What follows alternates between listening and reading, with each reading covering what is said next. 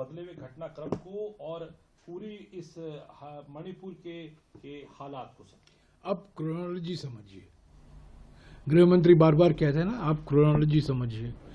Chronology क्या है?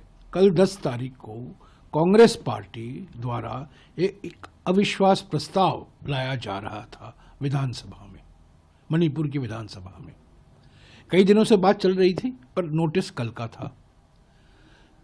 मुख्यमंत्री ने एक माहौल बन गया था कि यह अविश्वास प्रस्ताव आ रहा है और बहुमत उनके पास नहीं है। बड़ी बड़ी बातें की मुख्यमंत्री ने, पर अंत में उनको जान गए कि बहुमत उनके पास नहीं है, अविश्वास प्रस्ताव पारित होगा और उनको इस्तीफा देना पड़ेगा। तो इसलिए आज ही उन्होंने इस्तीफा दे दी है। मैं समझता हूं ये उनकी मजबूरी थी। सैकड़ों लोग मारे गए हैं मई 2023 से, 60,000 लोग बेघर विस्थापित हुए हैं, प्रॉपर्टी जलाई गई है, तनाव है। समाज में लोग आपस में जो मिलकर काम करते थे मिलजुल कर, वो वातावरण बदल गया है। एक भय का वातावरण है, शक का वातावरण है। और पिछले 20 महीने से हमारे फ्रीक्वेंट फ्लायर प्रधानमंत्री दुनिया भर का दौरा करते रहते हैं। कल फ्रांस और अमेरिका जाएंगे, पर मणिपुर को नहीं गए हैं। तो ये देरी हुई है। इस्तीफा, मुख्यमंत्री की इस्तीफा जो अभी दिया गया है उसमें देरी हुई है, पर जिम्मेदारी तो गृह मंत्री की है। गृह मंत्री थी, ये तो एक कठपुतली थे बीरेन सिंह, असली सूत्रधार तो गृह मंत्री थे। उनको तो सारा आउटसोर्स किया था प्रधानमंत्री ने।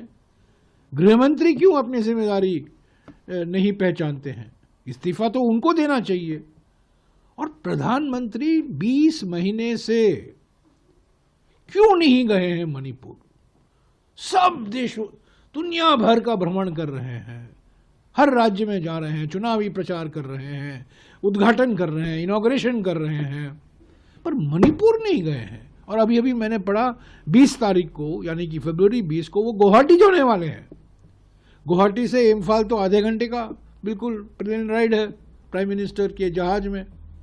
वो मणिपुर क्यों नहीं जाते? तो ये इस्तीफा पहला कदम है। मणिपुर में स्थिति इतनी बिगड़ गई है कि मैं नहीं समझता हूं कि एक नया मुख्यमंत्री आने से कोई फर्क पड़ेगा।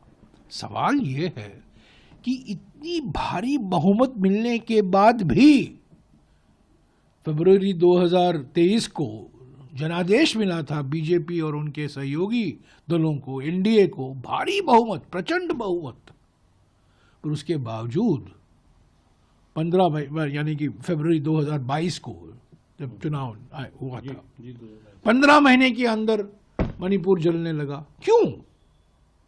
कारण क्या है? तो ये मौलिक कारण देखने की जरूरत है।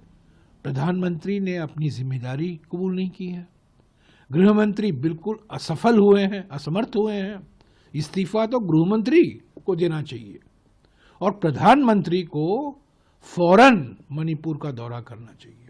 मणिपुर में जाएं, लोगों से मिले, अलग अलग राजनीतिक दलों से मिले, बातचीत करें, नागरिक संस्थाओं से बातचीत करें, एक संकेत दें कि वो चिंतित हैं।